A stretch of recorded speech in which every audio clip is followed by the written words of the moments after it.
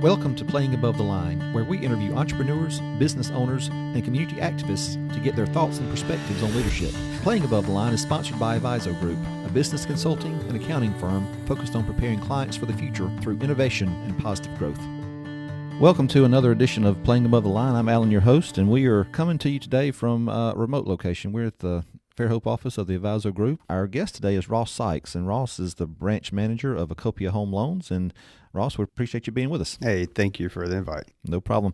So let's just jump right in. I mean, this is a leadership podcast, and so I just want to start by asking you the simple question. All right, what does leadership mean to you? What do you think when I say the word leader? When I think about leader, what really comes to mind first and foremost is someone who is there with you through the process, whether it's at the beginning of your day or the beginning of something you don't know, but someone that has a clear vision that can continue to guide you and be there for you, and more from a servant perspective, because I truly believe is when you're serving others, you too will be served. So that's really, when I think about leaders, someone who listens and understands the vision and always comes up with a solution to encounter any problem, if there are any problems. Yeah. So what has shaped your leadership view over the years? You know, I know for myself, whenever I was a child, when I thought leader, I thought, well, you just think things like president of the United States. Right. If you see the Queen or something, you know, on the news, I mean, you think that those are what you consider leaders, but obviously we both know that you run into leaders in every aspect of your life. So, I mean, what shaped your view of leadership over the years? Is it a specific person or just your experiences? What's done that for you? Really, it's everybody I've encountered throughout my lifetime. From a young age, my grandfather, watching him take the initiative and get things done, to serving in the military. I was around some amazing individuals that have done some pretty cool things. Mm-hmm. They always had the solution, and with that, I could trust them. And I believe trust, when you have trust in other people and trust in the people that work for you and work with you, at the end of the day, you fulfill your mission. Yeah. So recently, actually over the last 6 to 7 months, I've been paying attention and listen to a lot of social media type information from an individual named David Goggins. And David is a former Navy SEAL, once a SEAL, always a SEAL, but he really stresses in his books and anything he does is, you can't hurt me. And I believe with that is, if you have a leader like that has that same approach to life and every day, whatever they encounter, you know, you feel safe. And you feel like you want to serve those people. So that's what's really been a huge motivator for me from a mental aspect, and pretty much shaping yourself from a mindset to where we should all be in a growth mindset. Fixed mindset sometimes is not good. You have to be able to adapt to change, adapt to things that you encounter, adapt to people, because as we go through life, people have emotions, right? And I believe these emotions they have, though they're allowed to have them, but how do you cultivate those emotions when you're working with people on a daily basis? Yeah. You identify, and number one, you know your people. Yeah, that's interesting. Gary Boomer, who's a consultant that we work with, uses those terms, fixed mindset and growth mindset, a lot, and I've never really heard anybody else use those other than him and his organization until you just use those terms. But it really does paint a very clear picture about the difference between two mindsets. I mean, the way that two people approach life. Right. And it comes down to, is the glass half empty? Right.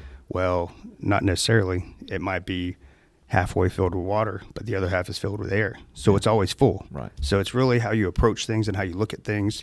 When I encounter obstacles, to me, what I view about them obstacles, it's opportunities. Mm-hmm. It's opportunities to adapt to change and to improve and to always find areas to where you can be a better self. Yeah. And you can be better for your people. Yeah, that's a great point. Well, let me circle back to something that you mentioned. So you said you were in the military. What branch? Air Force. Air Force. Okay. So what kind of led, I think that, I mean, there are certain things in life that are callings. I mean, I firmly believe that people who are teachers have a calling. I believe the same thing about the military. So what attracted you to that? What made you want to go and serve the country in that capacity? I just wanted to serve. And through that, what I realized is being a part of something bigger than yourself will blow you away. I mean, it creates you and puts you in different environments and makes you adaptable to change. But really, what was really interesting about it is you had people from all over the country that came together for the same mission. And that was very inspiring to me. No matter who you are, where you're from. We all wore the uniform. And that was really what really shaped my life, I'd say forever. Yeah. And with that, I've always had the approach to, I want to do more. I've always had a drive. And the drive, I don't know where it comes from, other than I believe that's where I get my sense of personal achievement, whether it's for myself or for where I'm helping somebody. Because I think truly, if we do things in life for others, I think that's what life's about. Yeah. You take care of each other. Well, and one of the things that you check, we have a little show primer that we send to all of our guests. One of the things the boxes you kind of check was servant leadership. In my mind, I'm thinking that, yeah, I can see that. I mean, you leave home, you go to the Air Force to serve your country. I mean, that seems to be very important to you, and I'm sure is kind of ingrained in who you are as far as that servant leadership. Team over self as well is something that you talked about, and I would imagine that it's very important in the military specifically to realize that, yeah, once you put on that uniform, you're all part of the same team. And that so let me ask you this. Was there ever an instance where you had your leader, your commander, that told you to do something that you really didn't think was the right thing to do, the best thing to do, but you had to do it anyway? I mean, is that a thing in the military? Yes. Pretty much what we said in the military is yes, no, go. Right. There's no excuses. At the end of the day, there's a reason why that person, whether it's female or male, telling you what to do, there's a reason why they're telling you that. And you might not know the reason, and sometimes you still don't know the reason after you did it. You're like, that totally did not make sense. Yeah. But there was reasoning on their side, and maybe they were just trying initiatives, trying an exercise to prepare you for the unexpected. Because really what the military loves to do is they love to hurry up and wait first and foremost. But the second thing they love to do is pitch you in stressful environments, stressful situations.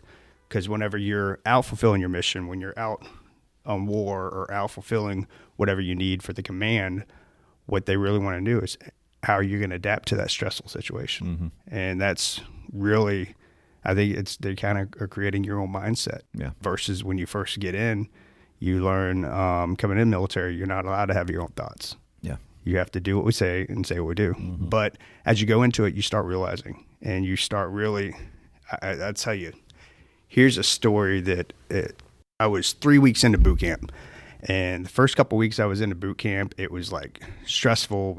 You had to drop your bag a certain time, pick them a certain time up, and you had to say the right things at all times, but you're constantly yelled at. And I didn't understand why. I'm like, I'm a good person. I come from a small town. Like, why are you yelling at me? Right. But then I realized, like, week 3, the drill sergeants were going through and they were hollering at you. Even if you thought you had everything right, they still find something.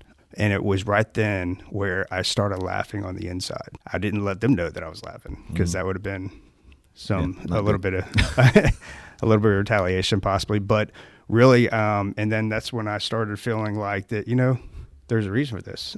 They're putting you in a stressful situation and want to see what you want to do with it, want to see if you're going to react to when you're told to do something to fulfill the mission. Yeah. Because we're all there for one common goal.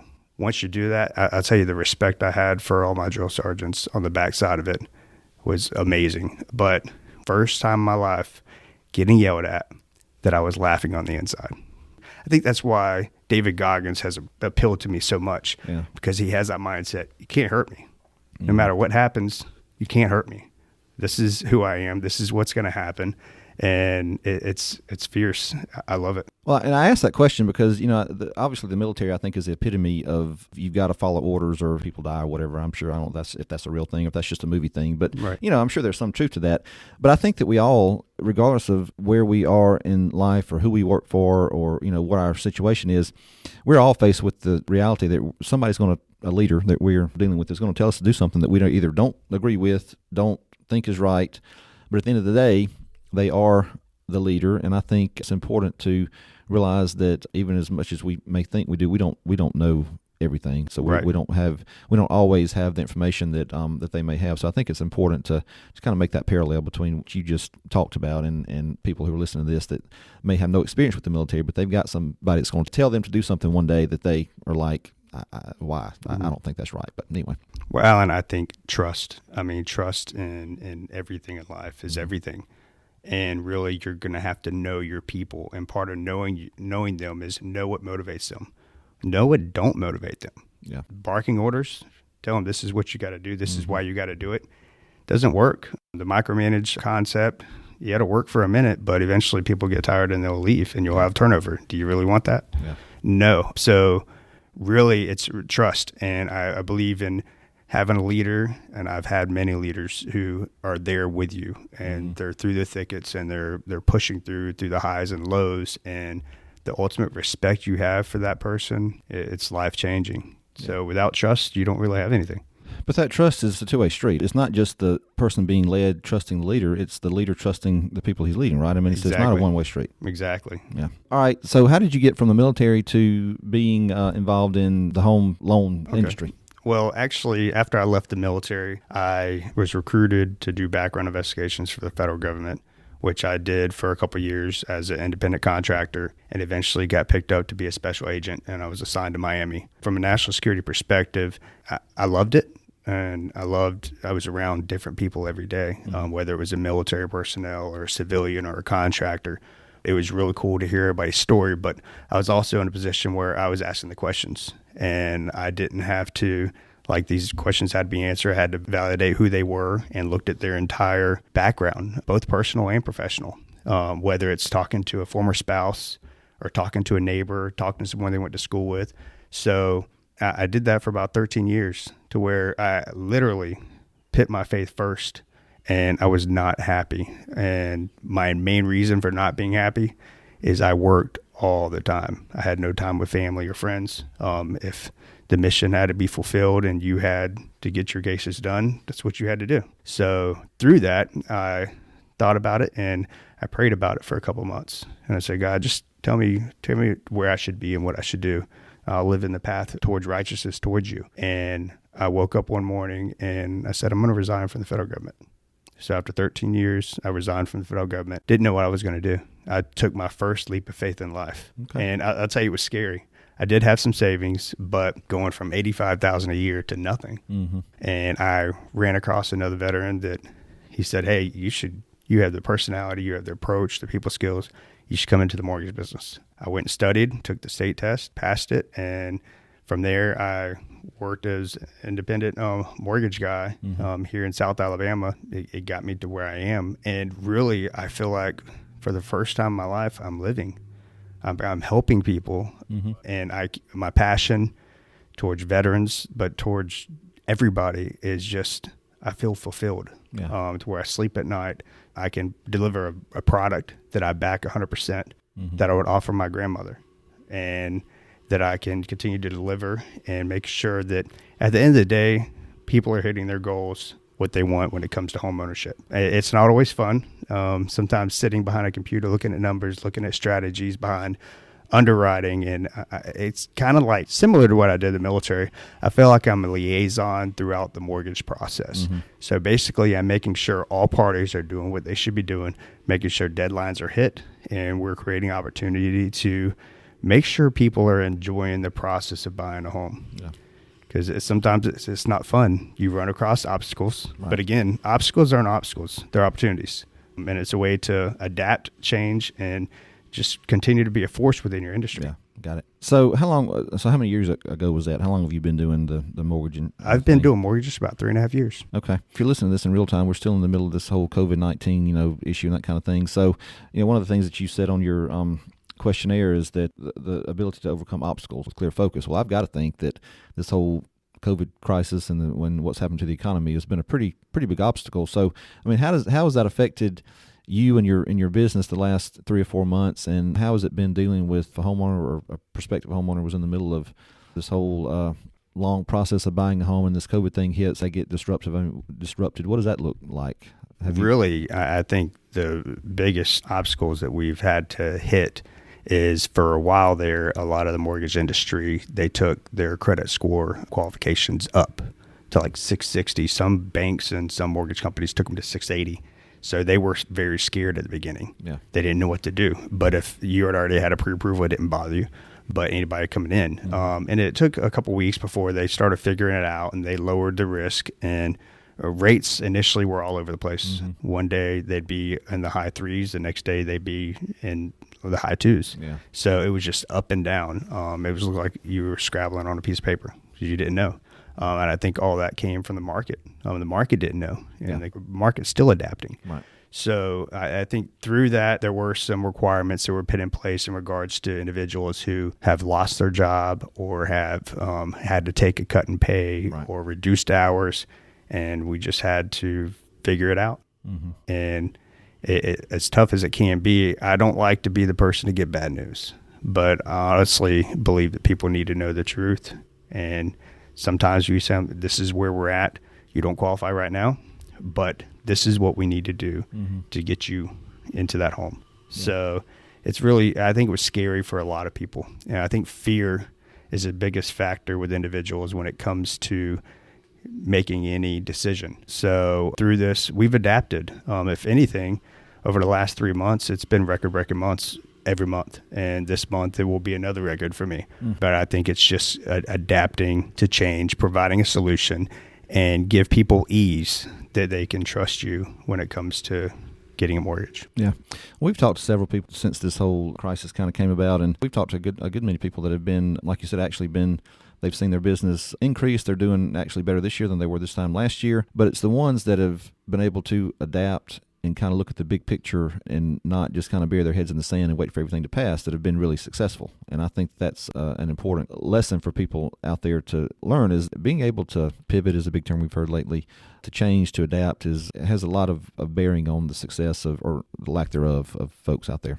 You know what word comes to me when I think about COVID, when it comes to businesses and individuals making through it?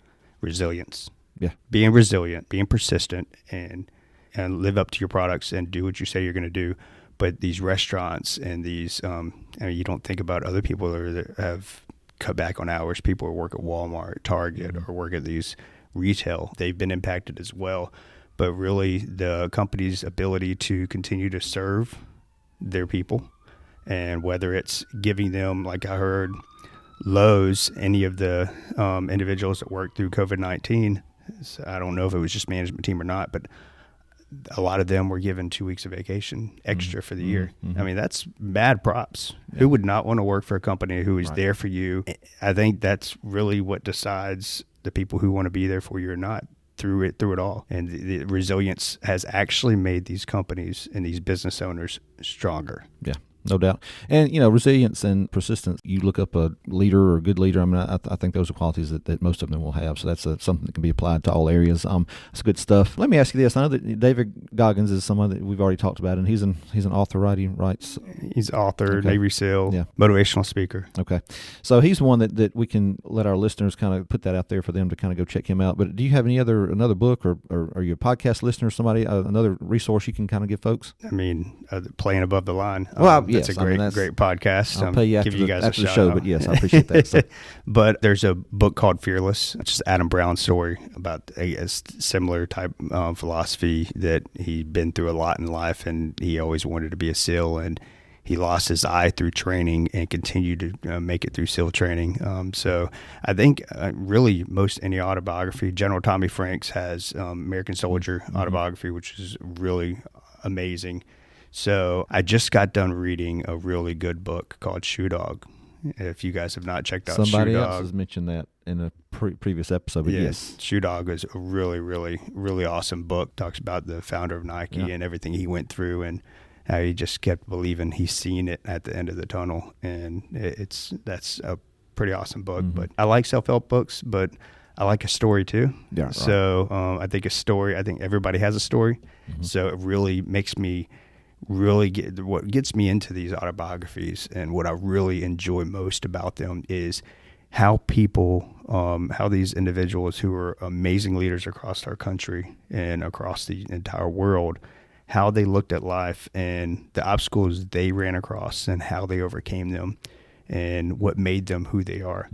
That's amazing. There's just so many good nuggets of information and things that make you look through the lens from a different perspective, and from a different mindset, but really identifying people. And it's really cool when you're coming across people in everyday life and you're like, yeah, I know her, but do you really know her? Right. Or do you know her story? Do you know, I mean, I love people. And I think that's why I've done as well as I have in the mortgage business, because I just love people. I'm a socialite.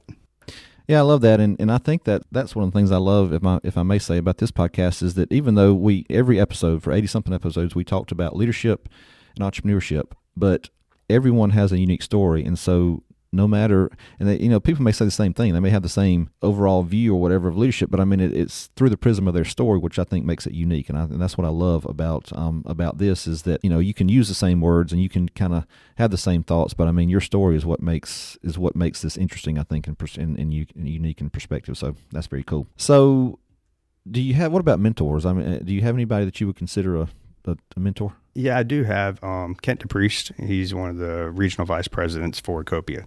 Amazing guy. He's a servant leader as well, but he's been where you've been. He knows what you're going through. He knows, and anytime I run across something I've never seen before, I can pick up the phone and call him, and he's a leader to where he's going to make you make the decision, but he's going to give you some tools of what he's done, and he wants to see how you're going to handle it. So it really, that leadership perspective helps you grow as a person, empowers you to make the decision. And some of the decisions you make at the end, sometimes they weren't good choices, right? But you don't know unless you made them. And you know not to go that route again, but it's learning. So Kent's been, just incredible. I can pick up the phone and call him anytime. Yesterday at 7 p.m. in the evening, I gave him a call. He picked up the phone, and sometimes some people work 8 to 5 and they shut their phones off. Yeah. That's a guy that I can go to. And what's really cool is through the time I've known him, I can go to him and we celebrate the wins. We celebrate the personal wins. I recently just got married, and he picked up the phone and was like, "Man, congrats. How's everything going?" I mean, that's a true leader, and you can go to him. And I love, let me think about the word. I love for someone to critique me. I love constructive criticism. Yeah. That's the word. Yeah. I love it so much because we're all not 100% perfect. So a lot of times when I'm working with individuals or I've met people, I've known people for 6-7 years, I'll just pick up the phone and call them and say, "Hey man, what do you think about me as a person? Is there anything you think I can do better? Is there anything you've seen that maybe, Ross, maybe you should have went about it this way?" Because sometimes I'll have some of my friends and business partners call me. He's like, "Ross, I've seen what you did on social media. It's great information, love it. But next time, try this." And it's made me be so much better just in regards to how I'm handling life and how I'm communicating and approaching people. So I'm a lifelong learner, but really, I just love constructive criticism. Some people don't. Right. I love it. And that's the key. If you ask for it, you better be willing to take it. Oh, absolutely. Right? Yes. As we wrap up, I would imagine, I'm just guessing, Air Force, been to a lot of places, I would think. Been to some places. I didn't really, my job in the military, when I first got in, I did air medical evacuation. So we did exercises throughout the U.S. With first responders and basically to train them how to react in a mass casualty exercise. Been to Puerto Rico. We taught the Puerto Rico down in San Juan how to do the same, because if there's a mass casualty exercise, what do you do first? There's mass things going all around you. What do you focus on first? Through that, I eventually went on and I was attached to Special Operations Command, where I became the wireless manager for the command my last 3 years I was in, and being around some high-speed folks and some insane, amazing is the best adjectives I can use for that command, because it really, you better make sure you have it tight, neat, and wrinkle-free in all areas of your life, because there's a weakness. Everybody has weaknesses, but it's just so sharp. The leaders, everything that you're involved with there. And I'll tell you, the first time where I had in my entire military career where I had an aha moment, like, wow, I'm really in the military, was I was in the military probably about the 5.5 year mark. And I was walking through the halls of Special Operations Command, going to the executive officer of the 4-star office to help with the wireless issue. And Donald Rumsfeld walks out of his office and starts heading to the wall. Well, out of respect, what we do in the military, when we have someone of high caliber, we stand at attention against the wall while they pass. And that was right before the shock and awe. And that was like my aha moment. It's like, wow, that really just happened. Mm-hmm. So it was really, really, really just I've been blessed I feel like I've done so many things in my life, and it's still only the beginning. That's great. Love that outlook. Well, so if I can, I want to bring out not the HBK jet anymore, that Viso group jet. So if I could pull the Viso group jet out in the parking lot and say, Ross, hop on, where do you want to go? Give me the place that you would go above any other. Actually, I would want you to take me to the place where one person in your life had made a huge turning point on you, and take me to that location and introduce me to that person. Because evidently they did something for you, and I just want a piece of that information. And that's part of what makes me who I am. But really, just we encounter people throughout our own areas, and I've lived in different parts of the U.S. And every now and then you run across somebody, and you're like, wow, that person really has it going for them. But not because it was given to them, because they've earned it. And one of those individuals is Nathan Cox here locally. He's a Marine.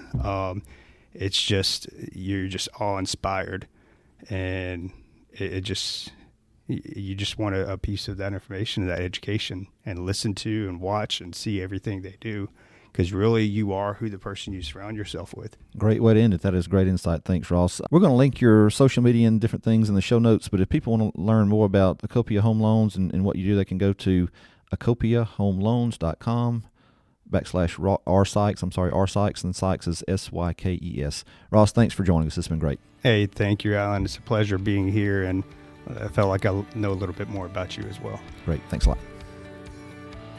We hope you enjoyed today's episode, and if you did, be sure to rate, review, and subscribe on iTunes and Spotify. It definitely helps us in the ratings, and it also makes it easier for other folks to find the podcast. As always, a big thanks to producer Carrie Wolf and editor Johnny Gwynn. Playing Above the Line is sponsored by Viso Group. If you want to know more about who we are and what we do, you can visit our website at avisogroup.com. That's AVIZO group.com. You can also check us out on Instagram, Twitter, and Facebook. Thanks for listening.